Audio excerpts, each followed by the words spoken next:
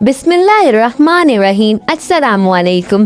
Welcome to my channel good story time. सुनो, समझो और सीखो। एक गांव में जैन नामी एक प्यारा सा बच्चा रहता था। वो खेल कूद में बहुत तेज था, मगर थोड़ा सा शरारती भी था। सुबह से शाम तक दोस्तों के साथ कभी गिल्ली डंडा खेलता, कभी पतंग उड़ाता, कभी गोलियां खेलता, कभी दौड़ भाग करता और कभी खिलौनों में मगन रहता। जैन की दादी अम्मा एक निहायत नेक और बुजुर्ग खातून थीं। वो नमाज पढ़ती, तस्बीह पढ़ती और हमेशा अपने बच्चों और पोतों के लिए दुआ करती। बुढ़ापे की वजह से वो आहिस्ता आहिस्ता चलती थीं और अक्सर छोटे मोटे कामों में जैन से मदद मांगती थीं। एक दिन दादी अम्मा ने कहा, जैन बेटा, जरा पानी पिला दो, थकन हो गई है। जैन लेकिन खेल में इतना मसरूफ था कि उसने मुंह बनाकर कहा, आप खुद क्यों नहीं पी लेती? मैं खेल रहा हूँ। ये सुनकर दादी अम्मा का दिल दुखा और वो खामोश हो गई और आहिस्ता आहिस्ता पानी लेने चल पड़ी। जैन के अब्बू ये सब देख रहे थे। उन्होंने जैन को पास बुलाया और नरमी से कहा, बेटा, दादी अम्मा से तुम्हें ही नहीं बल्कि अपनी दुआओं में सारी दुनिया को समेटे होती है। इनका अदब करना हमारा फर्ज है। जो बच्चा बड़ों का अदब करता है, अल्लाह भी उससे खुश होता है।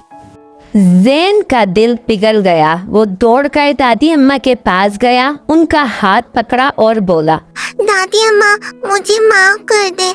आइंदा कभी ऐसा नहीं होगा। दादी अम्मा ने प्यार से उसके सर पर हाथ रखा और कहा, अल्लाह तुम्हें नेक और फलाबदार बनाए।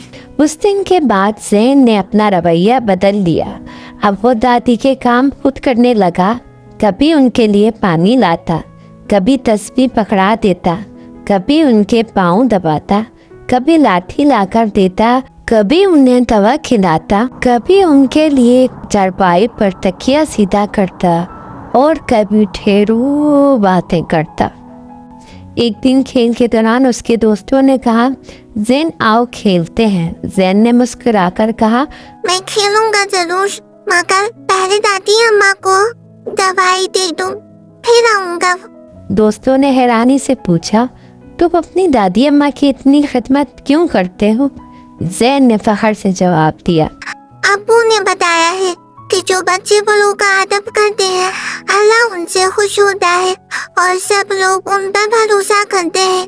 ये सुनकर उसके दोस्तों ने भी वादा किया कि वो अपने बड़ों का इसी तरह अदब करेंगे।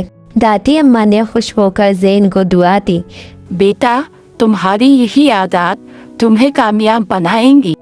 तो बच्चों, इस कहानी से हमें क्या सबक मिलता है कि जो बच्चे बड़ों का अदब और खिदमत करते हैं, उनका कहना मानते हैं, वह न सिर्फ अपने घर वालों के लिए प्यारे बनते हैं बल्कि अल्लाह के लिए भी पसंदीदा बंदे बन जाते हैं। Thanks for watching my video. Please subscribe, like, comments and share. जज़ाकल्लाहु खैरा। अल्लाह हाफिज़।